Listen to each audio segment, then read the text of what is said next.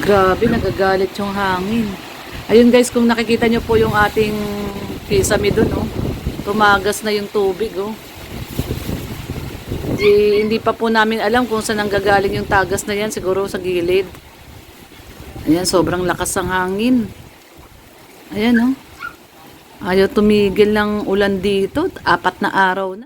Ayan, good morning guys. At ngayon nga pong araw na to ay Monday. Start of the week, Monday. At ito medyo paus ang ating boses dahil nag-concert tayo kagabi. Hindi guys, ayan, kagigising lang natin. Time check po tayo ng 7:30. At paggising po natin ay sobrang lakas pa rin po ng ulan. Sobrang malakas pa rin po talagang ulan. Hindi namin alam kung makakapagpalitada kami sa labas. But anyway guys, ayan, bibigyan ko po kayo ng update ngayong Monday morning kung ano po yung ginagawa ni Kuya Gestoni. Ay, ni Kuya Gerson. Si Kuya Gerson lang po yung nakapasok ngayon. Wala po ngayon si Kuya Lito. So, samahan niyo po ako para bigyan ko po kayo ng update ngayong Monday morning po, no? February 9. Ayan, February 9. Ang bilis ng panahon. February 9 na po. So, sana tumigil yung ulan para makagawa po kami sa labas kasi yun yung priority namin ngayon. Yung labas mapalitadahan bago po makapagpader si Engineer Aguldon. Kasi dikit na dikit po siya. Kumbaga, inano niya, no? Yung kanyang firewall ay sobrang nakadikit sa amin. So, may matitirang konti kasi nag-adjust kami ng konti. Pero hindi po kaya yun na makapagpalitada. No? So, kailangan mauna kami magpalitada. So, yan guys, bigyan ko po kayo ng update ngayong Monday morning po. Tara po, samahan niyo po ako. At syempre, no, sana ay tumigil na tong mga malakas na pag-ulan na to dito sa Daet kasi marami na pong mga affected na mga area na baha. No, yung tulay doon sa may labo po yata yung sinasabi nila na umapaw na. No, so dito rin sa may bandang Basud, meron na rin tulay na umapaw na. So yung mga ilog po dito ngayon sa Camarines Norte ay mataas na daw po, no. Kumbaga nandoon na siya sa level na critical at umaapaw na. No, sa bandang Dagit din daw ay baha na. So, yun, dito rin sa may tapat namin, no? Tapat namin dito ay baha na rin, mataas na rin yung tubig. So, sana nga, no? Sana nga po ay tumigil na itong ulan na to. At ilang araw na po, no? Pang-4 na araw na po niya ngayon na ulan ng ulan. At wala pong tigil, no? Malakas, as in malakas yung ulan. Tapos yung hangin, ayan, yung isa pa yung hangin. Mabuti na lang po yung aming bubong, yung aming trusses ay nadagdagan na ng bakal, no? Nahinangan ng bakal. Kung hindi, lumipad po ang aming bubong. Sa totoo lang po. No, kasi sobrang napakalakas po ng hangin. Maririnig niyo po kumakalampag yung bubong, no? Yung yero, no? Gumaganon. Sa sobrang lakas ng hangin. Kaya, yan. Bigyan ko po kayong update ngayong Monday morning po. At nakikita nyo rin po ngayon yung panahon pa rin po natin dito sa Camarines Norte, dito sa Daet. Kaya, yan. Samahan nyo po ako guys. Tara po.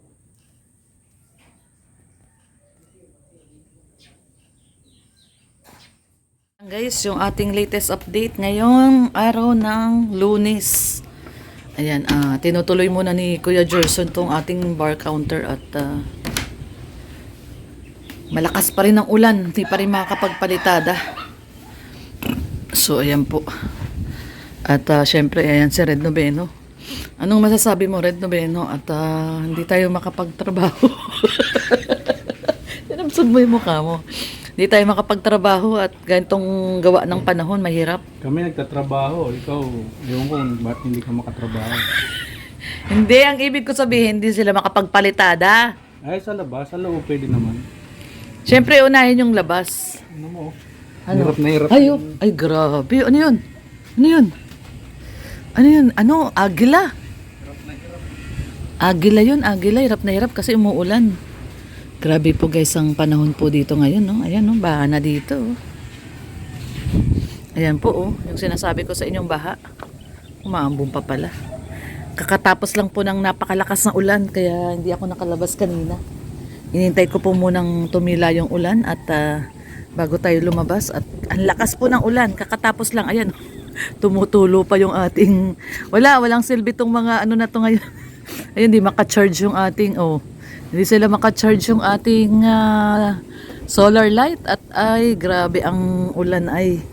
Hindi man lang, hindi tayo pinagbibigyan ni Haring Araw, hindi sumisilip. Hindi man lang sumilip si Haring Araw, no? Time check po, mag-9. At ganito pa rin yung sitwasyon dito. Ayan, sa harap namin, baha na, oh.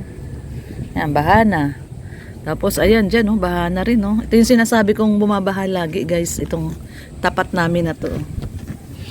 Ayan, oh. Yan yung aming tapat na to. Ay, baha talaga to lagi. Yan nga, nabuhay na yung kangkong ni Red Noveno, eh, oh. Yan, oh, yung kangkong ni Red, oh, tumubo na, oh. Yan, kangkong na po yan. Yung kangkong na po yan. At, grabe po, lakas ang hangin. Ang lakas ang hangin, guys. So, ito po ang aming sitwasyon ngayon dito. At putik-putik na naman. Ayan, baha-baha na naman dito. Grabe, oh. Nagbigay lang ho tayo ng konting report ngayong araw po ng Lunes. Ayan, tumubo na yung kangkong ni Red. Ayan, oh, baha na po dito, oh. Ayan, oh, lubog na.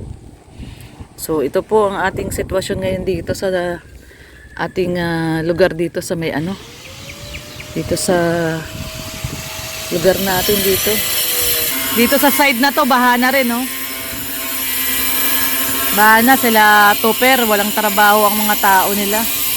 Gawa ng panahon. No? Hindi rin sila makakatrabaho pag ganitong panahon. Kaya, ayan, wala rin silang gawa. Ang kagandahan lang po dito sa amin, dito sa loob, nakakagawa sa loob ng bahay.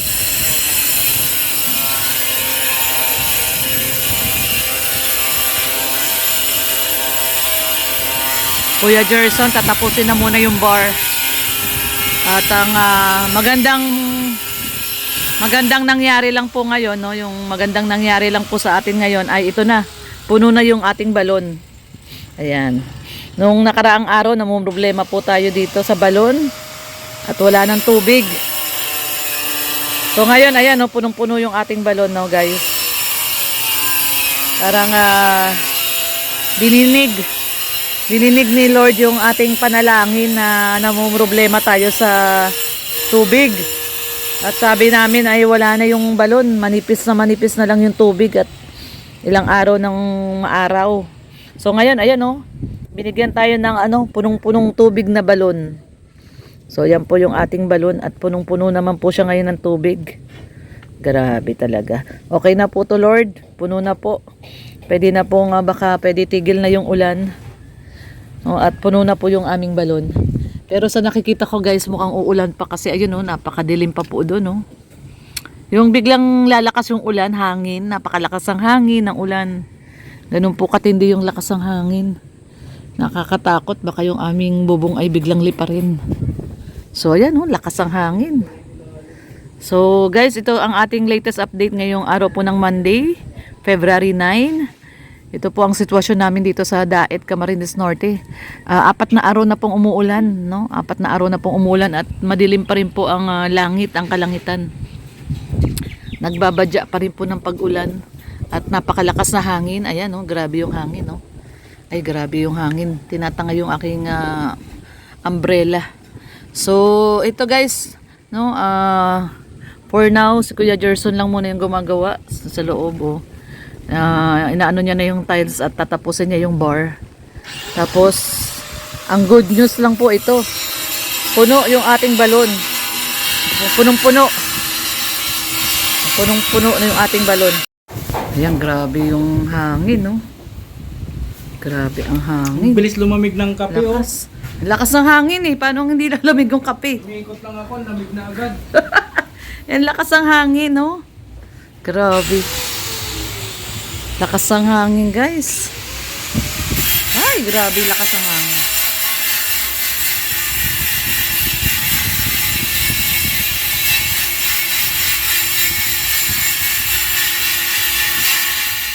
Ayan, guys, ang lakas na naman ng ulan. Grabe, oh. Basang-basa na yung ating pader, oh. Ano? Nananalanta na naman ang ulan. Hindi pala nananalasa, nananalanta. Ayan, no, guys, oh. Yung hangin, mabuti na lang nakapaglagay tayo doon ng lona. Yung may lona doon na nailagay. Kasi grabe yung, ano, yung hangin, napakalakas. Yan, oh, grabe yung hangin, oh. Bumabayo yung hangin, grabe. Oh.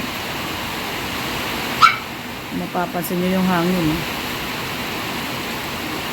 Ay, lakas na naman ng ulan. Ayan, oh, ayan, oh. Ay, grabe yung hangin, oh. Lakas ng hangin. Pumipito. Pumipito yung hangin. So, nilagay na muna namin doon yung ating coffee table. At pansamantala, pag nakabit na yung bintana doon, ayan, ikakabit na yung bintana dyan sa kusina. Diyan na po tayo magluluto. Pag nakabit na yung bintana at di na mahangin masyado. So, ito po dito sa ating bar ay naikabit na po ni Kuya Gerson yung itong ibabaw na tiles. Ayan. Tsaka yung sa kabilang gilid, oh, naikabit na rin. So, pag matapos niya yan, itatanggalin na natin lahat itong lutuan dito. May lutuan po tayo dito. Pansamantala, ililipat po muna natin doon at tatanggalin na natin lahat itong nakakalat dito. May mga nakakalat dyan. Naku, baka nababasa yung simento, Daddy, ah. Di ba nababasa yun? May simento tayo doon. Ay, grabe, oh. Ay, grabe, oh. Ay, grabe yung ulan, oh. Ay, grabe. Yan, oh, yung, ano, oh. Napansin niyo, oh. Oh, yung ulan, oh. Pumapasok. Grabe, nagagalit yung hangin. Ayun, guys, kung nakikita nyo po yung ating kisame doon, oh. Tumagas na yung tubig, oh. Hindi pa po namin alam kung saan nanggagaling yung tagas na yan. Siguro sa gilid. Ayan, sobrang lakas ng hangin. Ayan, oh. Ayaw tumigil ng ulan dito. 4 na araw na. Grabe tong ulan na to. Baka naman pwede sa iba ka naman umulan. Sa ibang lugar naman. 4 na araw ka na dito sa Dait. Ayan, grabe yung ulan na to. Oh. Lakas ng hangin. Tapos, tignan nyo po dito, oh. Basang-basa na, oh. Ito kasi yung ulan, guys, oh, pag ganyan. Pati yung hangin, pag ganito. So, kailangan pala, i-safety talaga namin yung mga gilid-gilid doon. Ito, oh, yung sa, ano, pumapasok siya, oh, yung tubig dyan, oh. Ang problema niyan, paano kung may kisame na yan? Katulad nun, oh. Namaga na yung, nabasa na yung kisame na yun, oh. Ayan, oh, basa na po siya, oh. Mamamagayan. Kaya, yan ang worry namin, eh. Dapat talaga sasaraduhan yung mga gilid. Dapat po sa... So, yan ang ating latest sa ating dream house. Binabagyo po kami dito sa Dait. Hindi po namin alam kung may bagyo. Sabi, wala. Yung huling bagyo, si Basya. At sa Mindanao naman siya bumaksak. Kaya lang, ang sabi po nila ay ito daw ay shear line. Shear line, parang amihan. Amihan. Kaya grabe naman ang hangin. Parang yung hangin ay tatangayin ka, eh.